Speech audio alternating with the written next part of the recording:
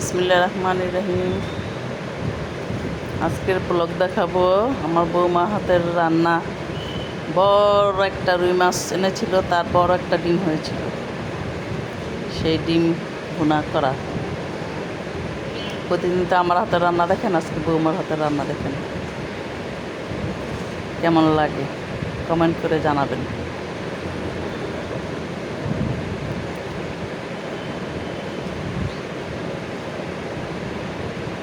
আদা রসুন ভেজে নিল, এখন দিয়ে দিবে হলুদ, মরিচ, ধনিয়ার গুঁড়া, লবণ সব একসাথে নিয়ে তারপরে দিল।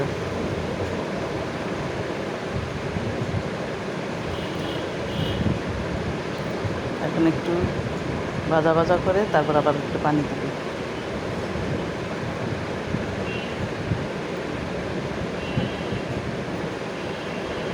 পানি দিয়ে কষানো হচ্ছে,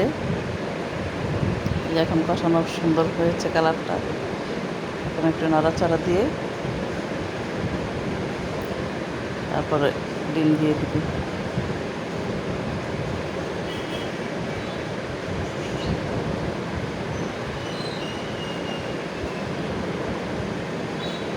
এই দেখেন কত বড় পুতার মতো, দুইটা পুতার দুই পাশে রাখলে যেরকম পাশাপাশি ঠিক ওরকম।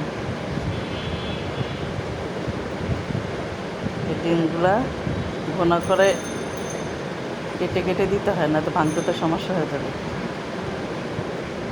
কয়েক পিস করে বললাম, কয়েক পিস করে কেটে কেটে তারপর দিয়ে দেবো। তারপর চামিচ দিয়ে নাড়াচাড়া করলে ভেঙে যাবে।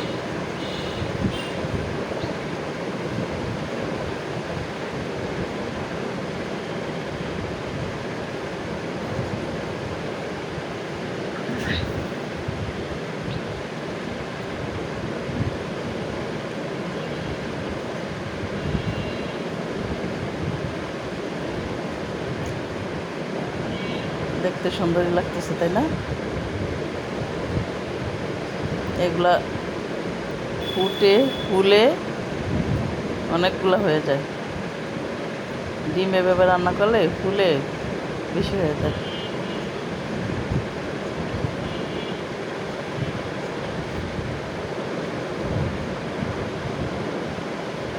সুন্দর মতো কষাতে হয় এগুলো।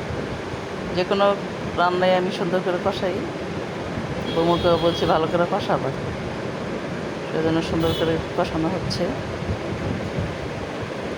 এখন একটু পানি দিয়ে ভালো করে ঢেকে দিলে আর একটু ফুলে যাবে, আরও ফুলে যাবে।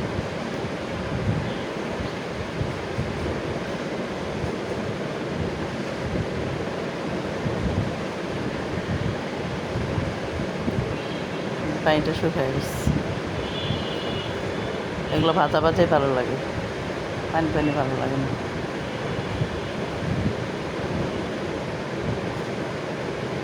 এবার আস্তা ভাইজা খাইতে এক স্বাদ, এটা আর এক স্বাদ। কাঁচামরিচ দিয়ে দিল,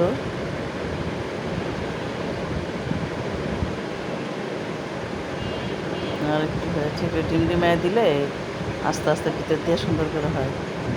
এখন দিয়ে দিচ্ছে ধনিয়া পাতা। ভালো মজা হয়েছে, সুন্দর মতো রান্নাটা হয়ে গেল। কেমন লাগলো? ভালো লাগলে একটু ভালো লাগলেও লাইক, কমেন্ট, শেয়ার করে দেবেন প্লিজ।